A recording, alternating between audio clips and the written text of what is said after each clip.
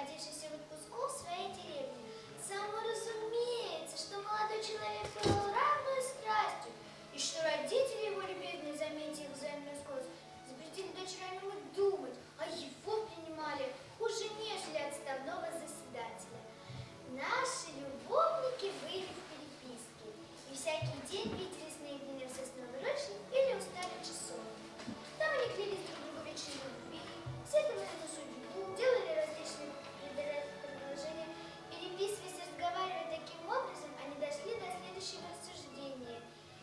Если мы друг без друга жить не можем, а воля жестоких родителей препятствует нашему благополучию, то нельзя ли нам будет обойтись без нее?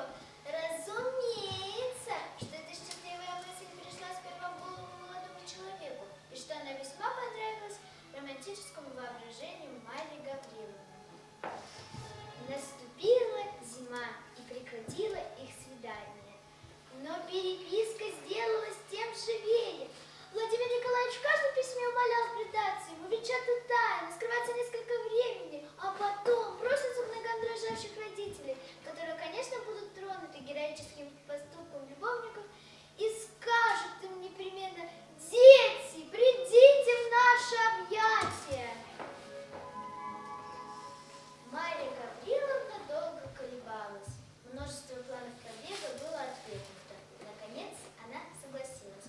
В назначенный день она должна была не ужинать и удалиться в свою комнату под предлогом головной боли. Девушка ее была в сговоре. Обе они должны были выйти в сад, найти готовые сани и ехать за 5 верст от Ненарадова в село Жадино, прямо в церкви, где уж Владимир должен был их ожидать.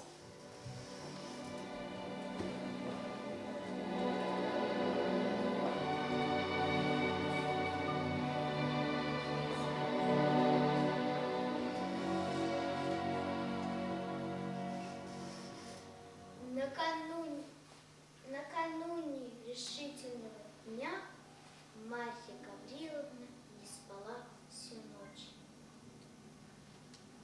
Она увязывала белье и платье, написала длинное письмо, одной чувствительной барышне ее подруге, другое своим родителям.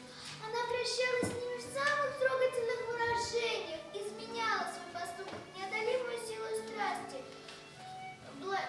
подсчитывая на то, что будет ей позволено броситься к угрожавшим врагам родителям.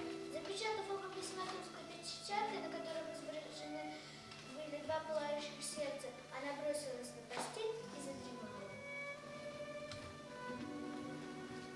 Наконец, она встала бледнее обыкновенного и с непритворной головной болью наступил вечер. Подали ужинать. Сердце ее забилось. Дрожавшим голосом объявила она, что ужинать ей не хочется, и стала прощаться с отцом и матерью. Они поцеловали ее и благословили. Пришедшись в свою комнату, она бросилась на постель и залилась слезами. Девушка уговаривала ее успокоиться и ободриться. Все было готово.